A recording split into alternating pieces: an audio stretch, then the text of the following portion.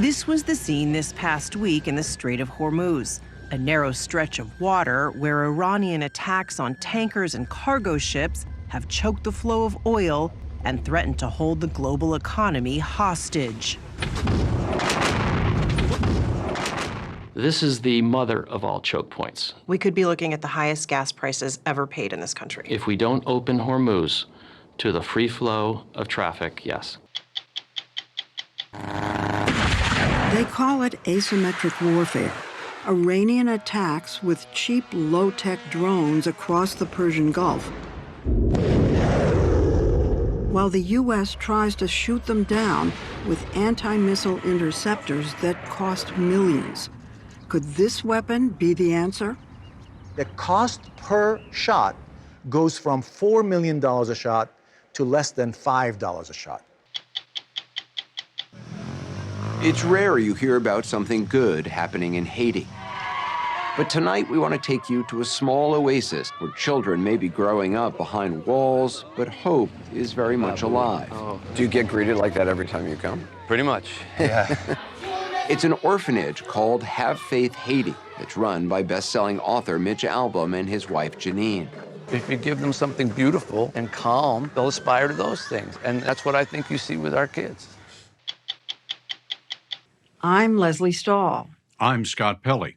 I'm Bill Whitaker. I'm Anderson Cooper. I'm Sharon Alfonsi. I'm John Wertheim. I'm Cecilia Vega. Those stories, and in our last minute, Oscar winner Jamie Lee Curtis reflects on America's next act, tonight on 60 Minutes.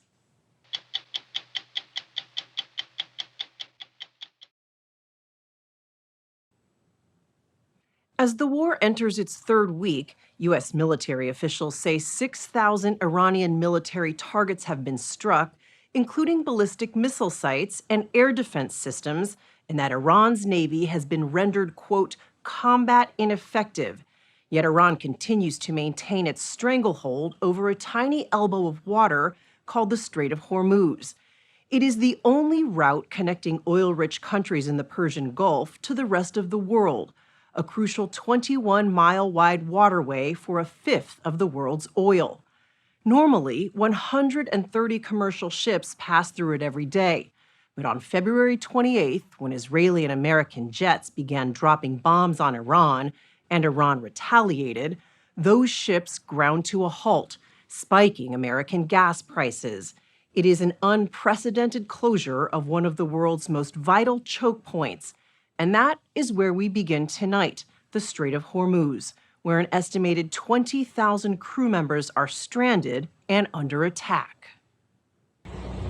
This was the scene this past Wednesday in the Strait. A Thai cargo ship was struck by a projectile from Iran, setting the ship on fire and trapping members of the crew. It is one of the few ships that has attempted to cross since the start of the war. Most others have been at a standstill in the waters surrounding the strait. With the constant sound of drones and scenes like this all around. At what point did you look at the situation out there and say, it's too dangerous, these ships should not sail through this strait? That was very early, and very quickly Iran already said that they would attack any vessel that is passing through the Strait of Hormuz, and this was the moment when we called off. From her operations center in Hamburg, Germany, Captain Silke Leemkuster oversees a 300-vessel fleet for the German shipping giant Hapag-Lloyd. So hundreds, if not thousands, of ships hovering outside the Strait of Hormuz right now. Yes, and they're all waiting basically to go inside, to go around the corner. It's at a complete standstill. Yeah, this is a standstill. 6 of her cargo ships carrying furniture, electronics, clothing, anything you might have in your home were headed toward the strait as the war broke out. This is the message they heard from Iran's Revolutionary Guard. Attention all ships, attention all ships. Broadcast over their ship radios. From now on, all navigating through the Strait of Hormuz is forbidden. So you heard this message from Iran and took that seriously? Yes. Captain Leemkuster ordered her crew not to proceed. Today, 150 men sit trapped as the war rages around them. What were they seeing out there? Drones flying by. Of course, they also saw explosions close to the port, a lot of smoke. They saw explosions close to the port. Yes. That must have been terrifying for them. It was. And they are not alone. Roughly 700 ships are currently sitting in the Persian Gulf, including 400 oil tankers holding 200 million barrels of oil. That's enough to fuel Japan for 2 months. This is Captain Liam Custer's view of the war now. Day and night, she and her team keep watch. Those orange dots are their ships. The men on board have been ordered to stay below deck as much as possible. How often are you able to have communications with the crews out there? Sometimes the communication is difficult because the satellite phone is interfered as well, but we are in constant communication with our crew. Her biggest fear, what's happened to many other ships, like these 2 oil tankers off the coast of Iraq, struck by Iranian explosives and set ablaze in the Persian Gulf. One was American-owned. Crews had to be rescued by boat. The next day, scorched vessels were seen drifting in the water. Since the war started, there have been 16 confirmed attacks on ships in and around the Persian Gulf. Iran has claimed responsibility for several of them. At least 8 crew members have been killed. Matt Smith monitors ship activity in the Strait as an oil market analyst for Kepler, which tracks global trade and shipping. He made this time lapse showing how quickly ship traffic moved around the bend of the Strait in the days before the war. So on a normal day, you see about 100 or so ships that pass through there. When the bombing started with Iran, we saw it drop to about 70. On the Sunday, we saw it drop into the teens, and then since then, it's just 1 or 2 tankers that are passing through there every day. All those red and green arrows represent oil tankers that haven't moved for the past 2 weeks. Fair to say this is a very expensive parking lot? It is a very, very expensive parking lot, that's right.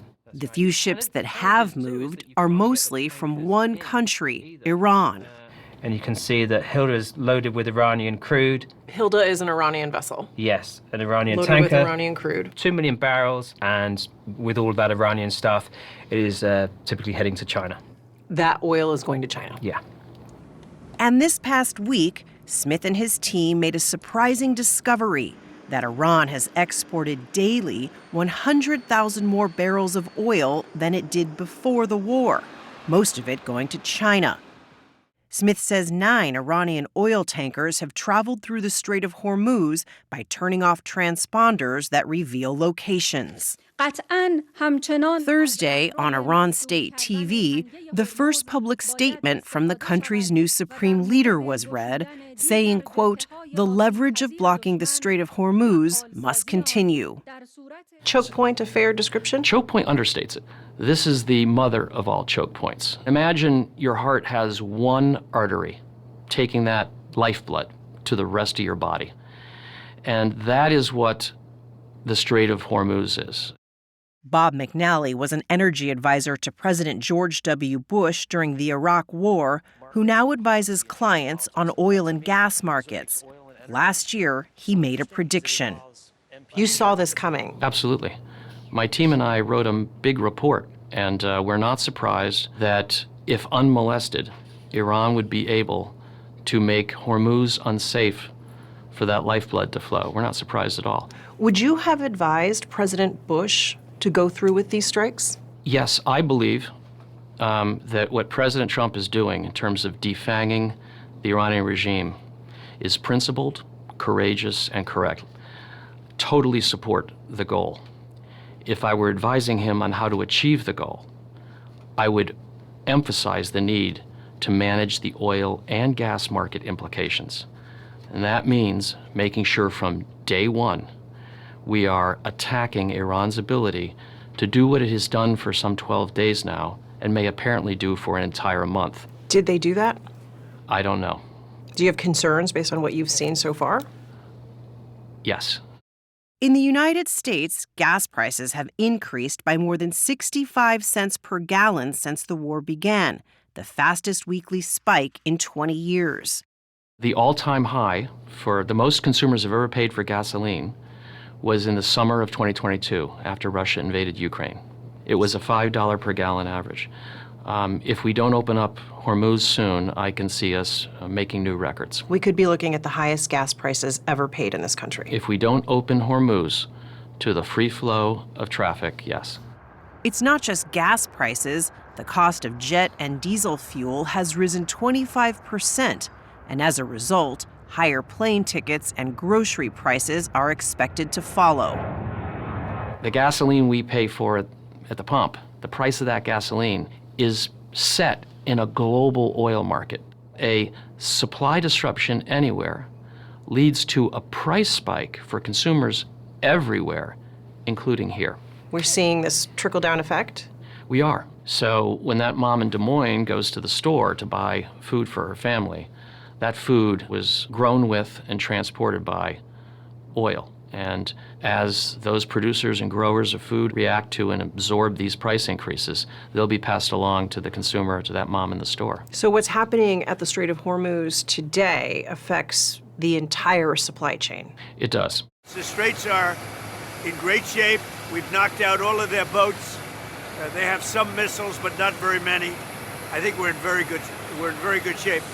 Despite President Trump's assurances this past Wednesday, the reality is most ships remain too wary to cross. In recent days, U.S. Central Command took out 30 so-called mine layers, boats believed to be used by Iran to deploy mines in the shipping lanes of the strait. The president said the U.S. would help cover the cost of risk insurance as a way to reassure nervous ship owners, and suggested the U.S. Navy could offer escorts for protection, though it is unclear when that will happen, as the Navy is currently busy fighting the war. Captain Leemcuster is still not letting her ships move through the strait. Would more insurance help? You cannot insure the life of a seafarers. So more insurance would not necessarily help. We rather have the escorts. Has a U.S. Navy escort been offered? No. To move more oil onto the global market, this past week, the Trump administration announced it will temporarily lift sanctions on Russian oil that had been meant to punish Moscow after its invasion of Ukraine. 32 countries, including the U.S., also plan to release 400 million barrels of oil from the strategic reserves, the world's emergency supply, a process expected to take at least 3 months. I've worked in the White House during an energy crisis. There are no policy solutions to a prolonged closure of the Strait of Hormuz. You're saying there's not much a White House, a president can do to stop this bleeding? You open up the toolkit, and the tools in there, the options range from marginal through symbolic to deeply unwise. Escorts are a sideshow. Strategic stock releases are a sideshow. Gas tax holiday? Gas tax holiday, sideshow. You got to restore the flow of the Strait of Hormuz.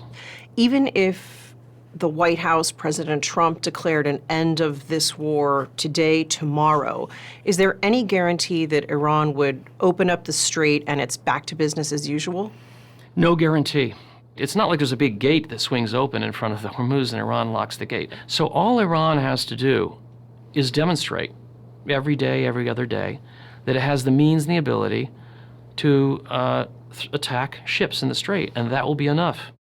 And those attacks continue, including on this ship Thursday. Remember the orange dots Captain Leemcuster was monitoring in the operations center back in Hamburg? 2 days after our interview, one of her 6 cargo ships stuck in the Persian Gulf was struck off a port near Dubai. The ship caught fire. No crew members were injured. What needs to happen in order for you to get on the radio to your crews and say, go, it's safe?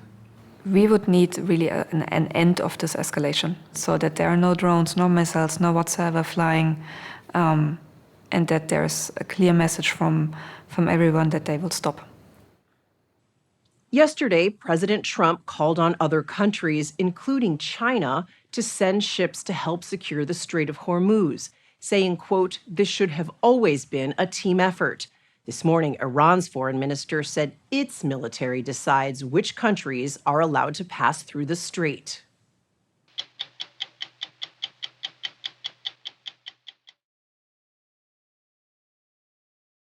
They call it asymmetric warfare. Our highly sophisticated interceptor missiles, Patriots, THAADs, against Iran's low-tech drones made of materials you can largely get at your corner hobby store. While attacks by Iranian drones were down this past week, the amount of damage they have done has come as a jolt. An Iranian drone attack caused the first American casualties of the war when it killed 6 soldiers in Kuwait.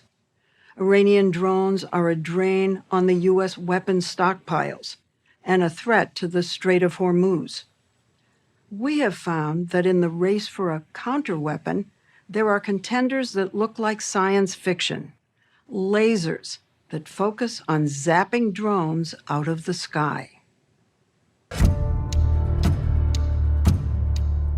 This is Iranian propaganda footage of its arsenal of drones that have been menacing the Gulf states, blasting apartment buildings, airports, oil refineries.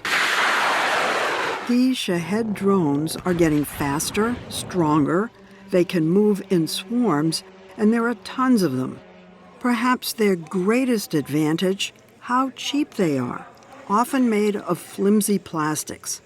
One costs as low as $20,000.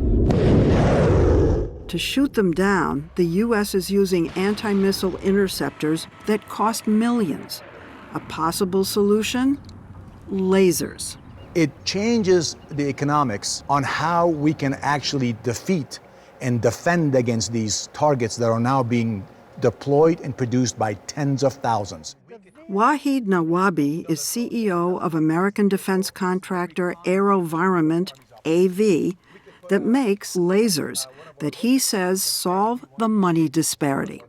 So let me give you an example, a real example. A Patriot missile battery cost about $1 billion to procure one system. Each missile cost about $4 million a shot. Compare that to a laser. And the cost per shot goes from $4 million a shot to less than $5 a shot. In most cases, about $3 a shot. That's shocking. The price difference of firing a missile or a laser is like buying a mansion versus a cup of coffee.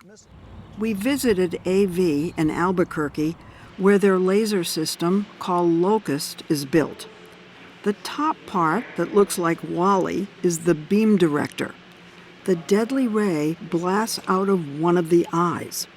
The base contains batteries as the power source and a cooling system. Each unit costs roughly $8 million and can be stationary or installed in the back of a truck. Has it ever been deployed in battle? Absolutely, yes. Multiple battles in different theaters around the world, including against Shahids. Are you telling us that it has been deployed in the Middle East? Yes. He said he's not allowed to tell us exactly where, but it is not being used in the current war. That drones have become so pervasive in the war brings up the question, why didn't the U.S. have a cost-effective solution ready? They went into this war prepared for certain threats, like missiles. They did not go into this war prepared for other threats, like drones hitting soft targets. Mara Carlin worked at the Pentagon in both Democratic and Republican administrations. Her last job was Assistant Secretary of Defense for Strategy, Plans, and Capabilities. Is Iran doing anything that surprises you? Not really. If anyone were to war game this out, you knew there were a couple things the Iranian regime would do. They would always look at how to use cheap, tough-to-counter capabilities like drones in as many spots as possible. Is there anything within our arsenal to confront the drones? So I can't tell you that there is one magic solution that will do it. And frankly, that's kind of the history of warfare. You find multiple ways to counter different challenges, and then your enemy either catches up or they then get a counter to that counter. While AV is not a household name, it's a leader in developing drones as well as lasers. But their lasers face stiff competition from some of the giants, including Lockheed Martin and Raytheon. Countries are in the hunt as well. Israel has Iron Beam, part of the Iron Dome. Ukraine has a system. And China just revealed its lasers in a large military parade. But you're going to start tracking it. John Garrity, who's in charge of the LOCUST program, showed us how it works. First, LOCUST's radars find the enemy drone up to 7 miles away as it moves toward the target. Then an operator, in this case me, locks in on the drone by clicking an ordinary Xbox controller. I'm going to have you tap that bumper one more time. From that point on, the laser tracks the drone as it approaches using AI. I don't have to touch anything. It's going to follow the drone wherever it goes, Yes, correct? exactly. Yep. And that's the beauty of a laser weapon system, that ability to track and take that overhead burden off of the operator. Now, As it gets 2 to 3 miles from the system, the final step, destruction. Tell us about the kill. So imagine, if you will, you're taking a beam of light or a flashlight and pushing that out several miles away. And that creates enough heat to melt through the plastics or what the material is that these drones are made of. For a closer look, he had a drone placed in a hangar. The door was bolted, and we observed on monitors outside. John showed me what an operator would do. All right, Leslie, what I'm going to ask you to do right now is go ahead and pull the trigger. Watch closely because the invisible beam travels at the speed of light. Here's the replay. The beam went right through the drone. And you can see there instantaneously flames. Look at the flames coming out of there. That is out of the sky. It is no longer a threat. This is what the drone looked like afterward. And so let's go ahead and fire again. We were able to see the beam through cameras sensitive to infrared light. Look at that. Isn't that cool? And so what you're seeing there is effectively clear light that's traveling across the sky and hitting the target that you intend. So the benefit of a laser system is you can just keep on lasing at that target until it goes down. Can this shoot down 100 drones at the same time? Because you're only taking 1 second or less to kill some of these drones, depending on the range, you can quickly go through and complete your mission. Right now, today, is it strong enough to shoot down the Shahad drones that Iran is sending in? So we've had a lot of great success with those types of drones. And our new LOCUST system is directly intended to get after that Shahad fight. As drone technology keeps evolving, lasers have to keep up. Laser technology overall is still relatively young and experimental. Ongoing military tests have raised concerns about performance, accuracy, how heavy the battery is, how much energy is required, and how effective the beam is in certain weather conditions. I'm told that there's a lot of trouble with these systems if it rains, if it's humid, if it's sandy, like in the desert, if there's fog, if there's dust. Now, when you're talking about does the system operate in rain, well, traditionally drones aren't flying in rain. What about sand and fog and dust? You know, I won't get into our deployments, but I can tell you that our systems have been actively deployed and placed at their battle stations and never had to come inside during any weather events. We asked Mara Carlin, the former Pentagon official, how laser technology should fit in the U.S. arsenal. That would be an element and has clearly been an effort that has gotten some investment, though surely not enough. But even for the lasers, you've got to be able to figure out where the target is coming from. So do you have sufficient intelligence along those lines?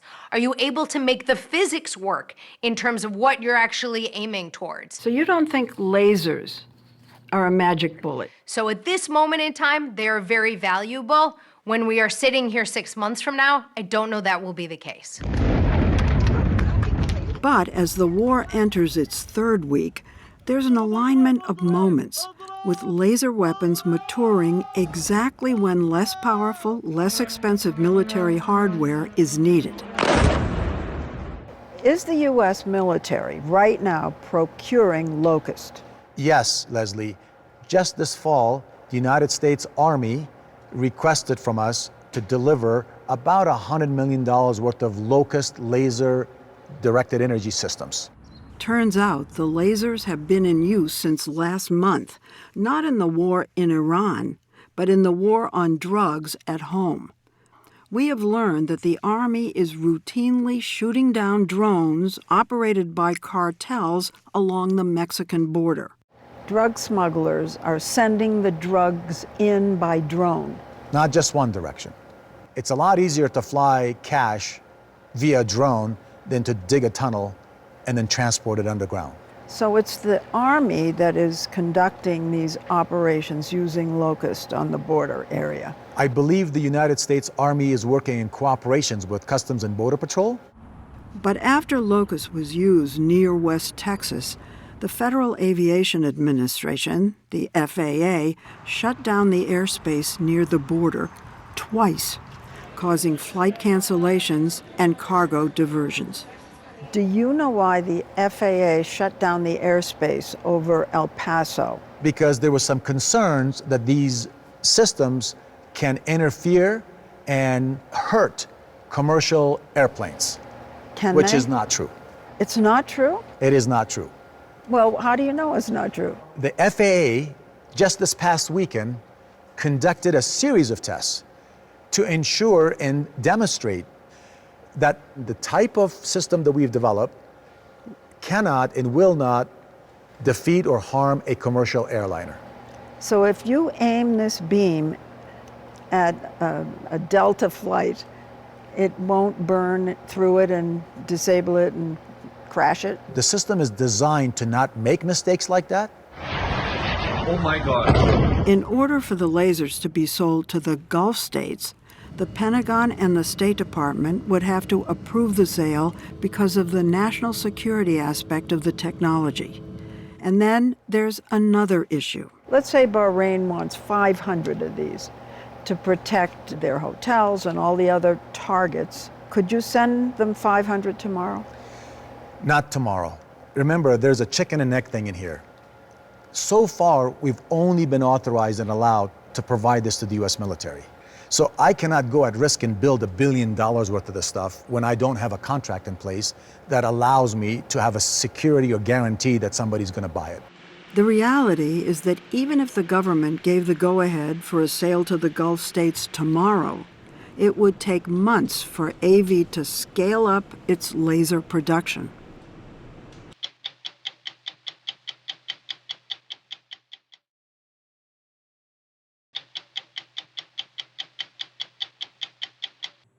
It's rare you hear about something good happening in Haiti. 16 years after the devastating earthquake, which killed some 200,000 people and left more than 1 million homeless, the government has all but collapsed, and gangs battle for control of the capital, Port-au-Prince. But tonight we want to take you to a small oasis in that besieged city where children may be growing up behind walls, but hope is very much alive. It's an orphanage called Have Faith Haiti that's run by best-selling author Mitch Albom and his wife Janine. Since the earthquake, they've been taking in the most at-risk kids, abandoned infants, toddlers with disabilities, children begging in the streets. It hasn't been easy, but with love, faith, and a focus on education, the results have been extraordinary. It's too dangerous for international flights to land in Haiti's capital, so every month Mitch Albom flies the 2 hours from Florida to the northern city of Cap-Haïtien. That's where we met him and boarded a helicopter to reach Port-au-Prince. From the air, much of Haiti is a maze of dry riverbeds and rugged mountains stripped of trees. Then appears Port-au-Prince, a dense sprawl of chaotic streets and dilapidated buildings. Once on the ground, heavily armed guards drive Albom to the orphanage in a convoy of bulletproof vehicles. It's kind of crazy just what it takes for you to get in and out of here, and you do this every month. Yeah. Back before the gangs were an issue, we had 2 security guards. Now we have 24. Wow. From the outside, it looks like a prison. The concrete walls are 30 feet tall with barbed wire and guard towers. To enter, you have to pass through a series of locked gates. But once inside, it feels like another world. Mr. Mitch, they're chanting. Mr. Mitch! Mr. Mitch!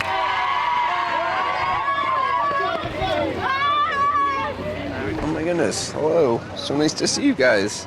Hi, hello. Do you get greeted like that every time you come?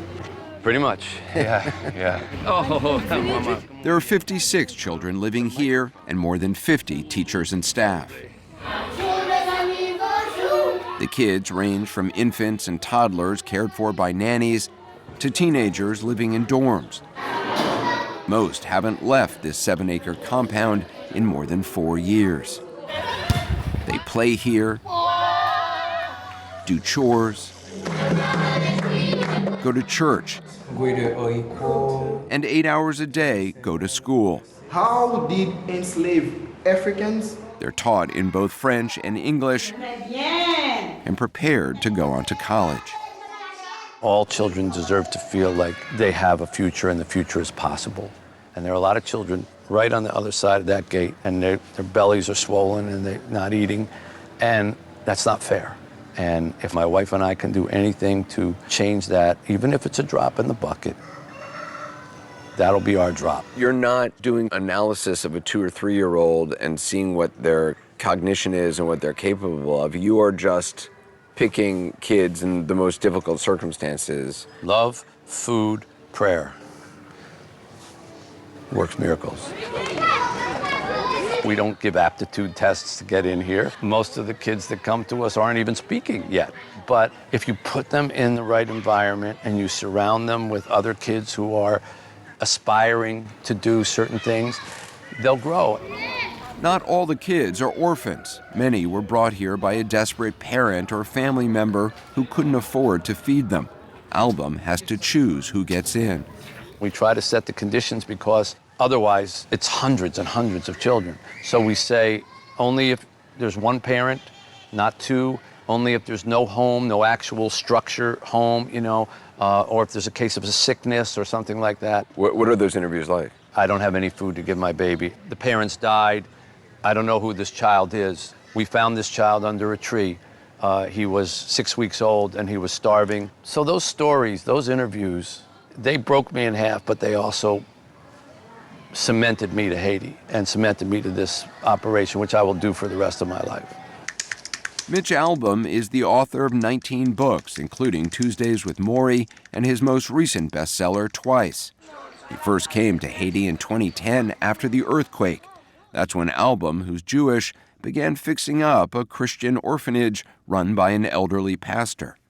The pastor basically said, I don't have any money to run this place, and I'm 84 years old. And I kind of blurted out, well, I could probably run it. How hard could it be? And he said, here you go. Bethany was brought here around that time. A 1.5 years old, her father died in the earthquake, and her mother was desperate. Lorvins was malnourished when he came at 3, and Gina was left here by her father at 5. She now wants to be a lawyer. I felt abandoned, I could say. I was a little bit scared because there were a lot of new faces and just a lot of people staring and smiling. Smiling felt weird. Yeah. It was my first time seeing an American, Mr. Mitch. What did you think? I was like, he's so white. Were you angry at all when you learned your story? Honestly, not really, because I know my mom is human, and I don't think it was a really bad choice for her to bring me here because she was looking at my future. Lord, what's happening for you? You'd said that there was a sense of betrayal for you early on. Because I feel like, why would your own family leave you in a place Where and you stuff don't know where you anybody. don't know anybody? Follow Miss Nadia. That feeling of abandonment is something Yanel, the Haitian director of Have Faith Haiti, knows well. He was left at the old orphanage 36 years ago when he was 5. Do you remember coming? Oh, yes, I remember coming. It was the worst day of my life, honestly. I did not like it. Yanel's father had 3 other children and couldn't afford another. I thought that they hate me back then because they just, kicked me out. They didn't even tell me why. But later on, I would understand why they did that. That's why I forgive him, because I think they do it out of love. When we share and when we give, it reminds us of what God did for us. Amen? Amen.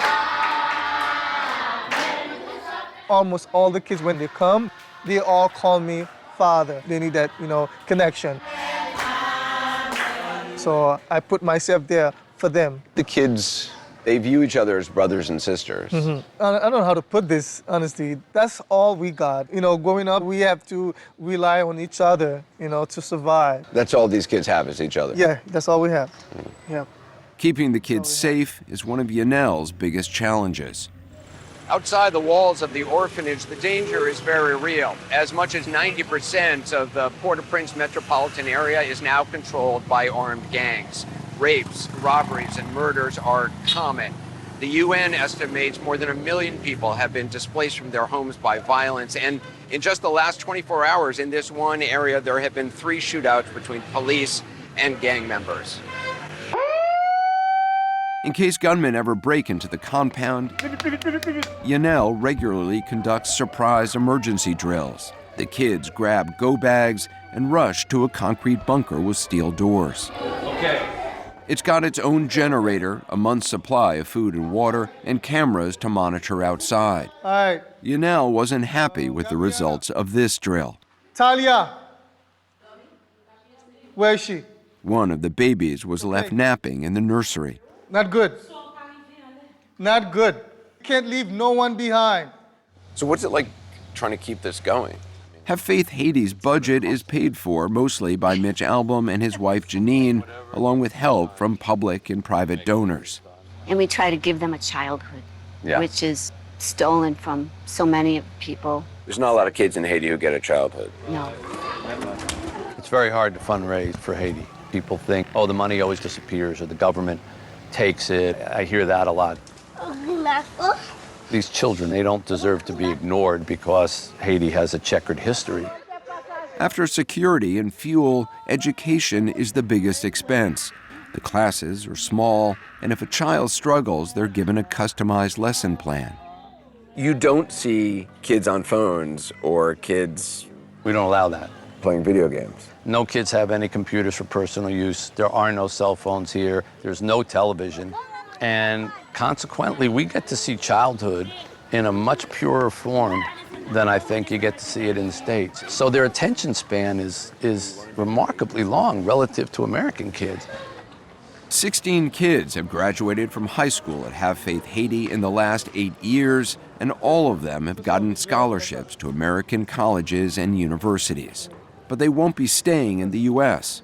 All of our kids agree before they leave here that they are coming back after they finish their studies, and they're going to work at our orphanage for 2 years for free to give back to the community. So they're not going to America to take jobs. They're not going to America to do anything but appreciate it and then come back and make their country a better place. I hope our kids can stabilize this country, and that's part of what we're trying to raise them to do. We are really, really proud of you. In December, when we visited Mitch Albom's home outside Detroit, all the Haitian college students were staying there on their winter breaks. We sat down with 4 of them, Widley, Bianca, JJ, and JU. What's it like living in the U.S.? What stands out to you? For me, it's opportunities. There's lots of opportunities here. Just being able to see the ins and outs of how an actual government works. I'd say it was a relief from all the violence. All of them said they're determined to help turn Haiti around. Education is one of the things I would really want to take back, and I will take back in Haiti because you need a better education to lead the government and to get a good job. Eventually, I'd like to become an ambassador for my country someday. The end goal is to be a senator for my country one day. It doesn't scare you off to get involved in politics? I mean, there is a little bit of fear, honestly. I mean, our last president got assassinated. We have to take that into account. It seems like all of you want your futures to be with Haiti. Like, to me, Haiti isn't just my country. It's like my home, like where I was raised, and I have a deep connection to Haiti. So, yeah, that's my future is with Haiti. Haiti's future, however, is uncertain. To combat the gangs, in September, the United Nations, with U.S. backing, authorized a force of 5,500 multinational troops to help the overwhelmed Haitian police. But so far, less than 1,000 have been deployed, and the U.S. has slashed its financial obligations to the country by more than 50%. This spring, another 6 students at the Orphanage are set to graduate. They'll volunteer for a year of service in Haiti before applying for scholarships to study in the U.S. Even if they get them, however, it's no longer clear they'll be granted visas. Is there a difference between you and kids outside these walls who are working in the streets in terms of their potential? No, because it could have been vice versa, and we could have been in the streets and they could have been here. So I think everybody has potential. They just have to be given the chance and the opportunity to explore that. Every child has that potential inside them, no matter what circumstance they come from. If you give them something beautiful and calm and hopeful, they'll aspire to those things. And that's what I think you see with our kids.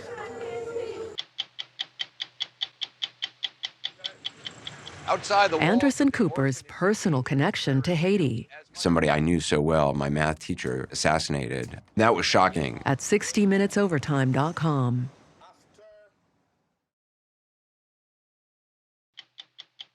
The last minute of 60 Minutes is sponsored by United Healthcare. Coverage you can count on for your whole life ahead. To mark the 250th anniversary of American independence, we've invited leaders in the arts, science, and business to share their reflections. For this Oscar night, we asked Academy Award winner Jamie Lee Curtis, how do we form a more perfect union? I don't think it's possible to have a perfect union. I think that was the whole idea. I think the whole idea was that we would always be doing this, because that's kind of what democracy's all about. It isn't binary and it isn't calcified. It's supposed to be debate and question and answer, and that tumult is what brings you to a democratic solution. And so I don't think there is a perfect union. I think there's an imperfect union, and I think that's what makes America so special. I'm Cecilia Vega. We'll be back next week with another edition of 60 Minutes.